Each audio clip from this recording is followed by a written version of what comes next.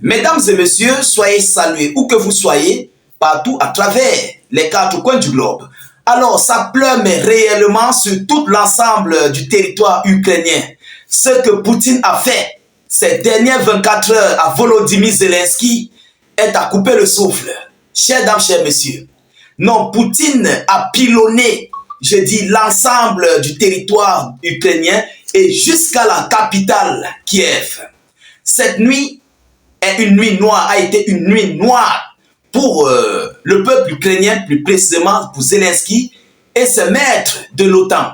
Alors, il faut d'abord vous rappeler que ces dernières 48 heures, l'Ukraine a utilisé pour la première fois des missiles Storm Shadow et aussi certains missiles Atacams sur le territoire russe, plus précisément dans la région de Kursk, où un aérodrome russe a été la cible d'attaque de ces missiles otaniennes.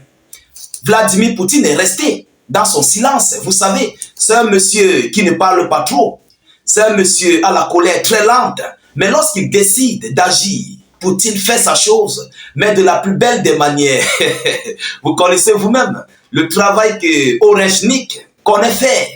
Alors, mais cette fois-ci, ça n'a pas été Oreshnik. Parce que lorsque Oreshnik sort, il sort pour des situations d'urgence.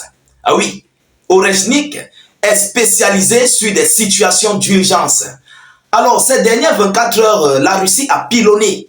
Je dis quittant d'Odessa jusqu'à arriver à Kiev, sur toutes les localités, Kharkov, partout a été pilonné. Mais qu'est-ce qui s'est réellement passé? Il y a des dégâts énormes, il y a des pertes massives, il y a des multiples destructions des usines de fabrication d'armes qui ont été recensées. Vous comprenez? Alors, chers dames, chers messieurs, permettez-moi de vous donner ici l'annonce officielle des différents dégâts qu'il y a eu sur les lieux avec les analyses de notre correspondant sur le terrain. Alors, qu'est-ce qu'il nous dit?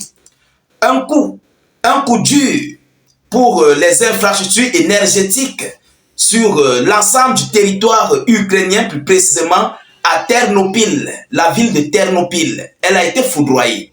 Ceux qui connaissent l'Ukraine, la région de Ternopil, là-bas présentement, là où je vous parle, il n'y a pas d'électricité. Ce sont des images venant de Kiev que vous voyez là.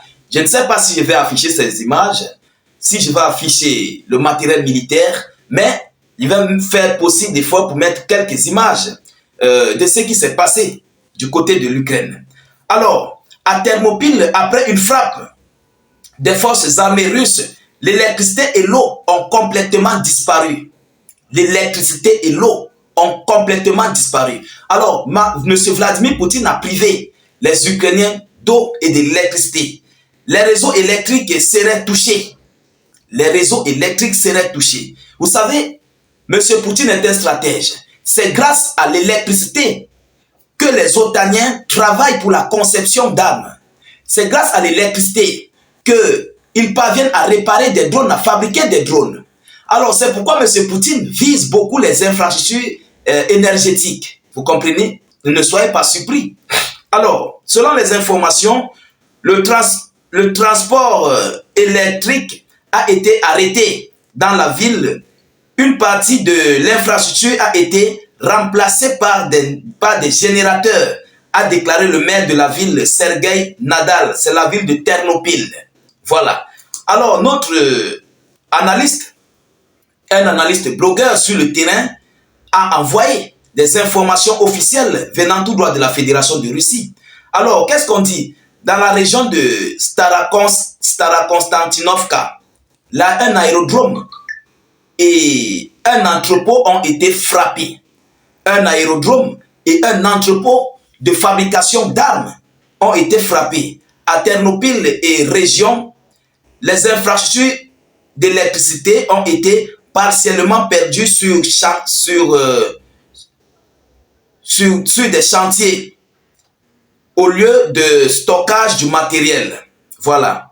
Donc, dans certains chantiers où il y a du stockage matériel, de matériel, donc les infrastructures, comme je vous le disais, où on fabrique des armes, des munitions, des drones, là où on regroupe du matériel, quoi. Alors, au niveau de Kiev, dans la capitale ukrainienne, qu'est-ce qu'on nous dit? Kiev et sa banlieue ont eu une frappe au niveau du point de déploiement temporaire de production de drones, ateliers et de réparation. Ils ont eu des frappes au niveau du déploiement, au point de déploiement temporaire, et aussi dans l'un des productions de drones, et aussi dans un autre atelier de réparation de drones, là où on produit des drones et aussi où on répare les drones. Donc, il y a la structure qui produit, la zone de réparation. Vous voyez, c'est différent. Alors, dans la région d'Odessa, des frappes ont surgi via les ports et via les ports de Belgorod-Dnestrovsk. Excusez-moi des prononciations, hein. Donc, voilà les zones qui ont été touchées. Il y a Belgorod, Dnestrovsk et Izhevsk. Excusez-moi vraiment des prononciations. Voilà les zones qui ont été frappées à Odessa. On nous parle de 3 localités qui ont été frappées. Alors, du côté de Jitomir et la région, à Jitomir et ses alentours, on veut dire, sur les points de déploiement, ils ont reçu des frappes temporaires, y compris certains latinos, ils ont été éteints. Certains latinos, dont des mercenaires étrangers, ils ont complètement été envoyés au repos éternel. Donc, exactement selon la structure énergétique et le pôle logistique qui ont aussi reçu des frappes où était couvert un troupeau dense de mercenaires et plusieurs canons. Où il y avait un troupeau dense de mercenaires ukrainiens autant et plusieurs canons, donc les arsenaux militaires, les jets bombes, moi je l'appelle ainsi. Alors, du côté de Soumy, tout ça c'est aujourd'hui, en cette nuit, du 25 au 26 novembre. C'est très fort. Du côté de Soumy et région, donc Soumy et ses environs, le troupeau était en rotation.